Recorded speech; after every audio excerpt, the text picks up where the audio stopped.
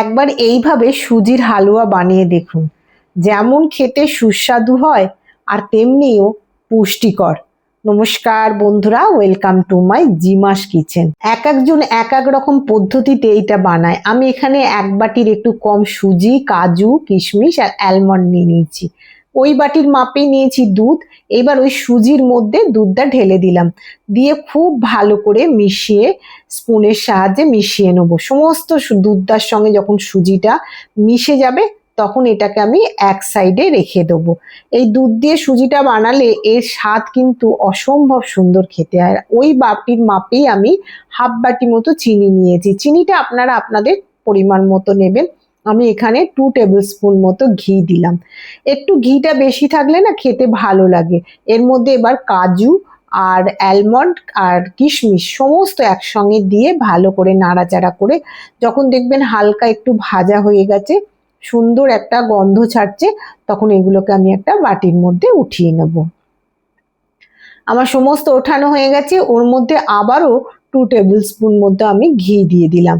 দিয়ে ভালো করে একটুখানি ঘিটা যখন গলে যাবে, আমি যে চিনিটা গুঁড়ো চিনি নিয়েছিলাম, আপনারা চাইলে এমনি চিনিও নিতে পারেন, আমি গুঁড়ো চিনিটা এর মধ্যে ঢেলে দিলাম। দিয়ে যতক্ষণ না চিনিটা গলছে আমি ততক্ষণ অবধি এটাকে নাড়াচাড়া করে দেখুন ছেড়ে দিয়েছিলাম, আস্তে আস্তে এটাকে এবার গলতে আরম্ভ করেছে। আর এইটা একটা সুন্দর কালার এসে যায়। আমার চিনিটা গলে গেছে ঘিয়ের সঙ্গে, দেখুন সাইড থেকে ঘিটাও ছেড়ে গেছে। এবার ভালো করে আমি নাড়াচাড়া করছি। গ্যাসের ফ্লেমটা কিন্তু কম করে রেখেছি, এটা যেন না পুড়ে যায়, পুড়ে গেলে তেতো হয়ে যাবে খেতে। যখন দেখবেন এটা ভালো করে ক্যারামেল হয়ে গেছে তখন আমি ওই যে দুধ আর সুজিটা ভিজিয়ে রেখেছিলাম সেইটা আমি এর মধ্যে সমস্তটাই ঢেলে দেবো। দিয়ে ব্যাস আর কিচ্ছু না, দুধটা যেহেতু সুজি দিয়ে ভেজানো ছিল সেই জন্য ওটা ফুলে গেছে অনেকটাই।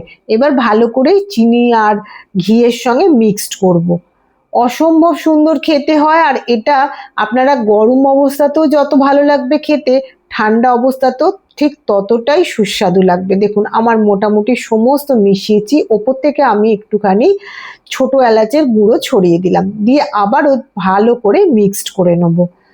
আর এটা আপনি যখন রেখে দেবেন ঠান্ডা হয়ে যাবে না, তখন একদম পুরো ঝুরঝুরে মতো হয়ে যাবে। দেখুন নাড়াচাড়া করে নিয়ে যখন ভালো করে মিশে গেছে, আমি অ্যালমন্ড, কাজু, কিশমিশ এগুলো ভেজে রেখেছিলাম, এগুলো এর মধ্যে ছড়িয়ে দিলাম। দিয়ে এটাও আমি সুজির সঙ্গে মিক্সড করে নেবো হালকা হাতে। যখন সমস্ত মিক্সড হয়ে যাবে, আপনারা এটা গরম অবস্থাতেও খেতে পারেন এবং ঠান্ডা করেও খেতে পারেন। দুটো অবস্থাতেই খেতে কিন্তু খুবই ভালো হয়। আমার এই সমস্ত বাদামগুলো মেশানো হয়ে গেছে। এবার আমি এক সাইডে রেখে দিয়েছিলাম কিছুক্ষণের জন্য। দিয়ে এইবার আমি একটা বাটির মধ্যে সার্ভ করে দিচ্ছি। দেখুন এটাকে আমি সমস্ত এই বাটির মধ্যে তুলে নেব। এইভাবে তৈরি করে আপনারা দিন 10-12 রেখে দিতেও পারেন, কিচ্ছু হবে না। সমস্ত আমি বোলের মধ্যে উঠিয়ে নিয়েছি। যখন সমস্ত ওঠানো হয়ে গেছে তখন ওপর থেকে আমি ভেজে রাখা কাজু, কিশমিশ, অ্যালমন্ড ছড়িয়ে দিলাম। দিয়ে এইবার এটাকে আমি এবার সার্ভ করে দেবো। দেখুন একদম ঝরঝরে হয়ে গেছে, আরো কিছুক্ষণ থাকলে আরো ঝরঝরে হয়ে যাবে। আমি এবার বোলের মধ্যে, গরম অবস্থাতেই অনেক সময় খেতে ভালো লাগে তো আমি ওই জন্য সার্ভ করে পরিবেশন করে দিচ্ছি।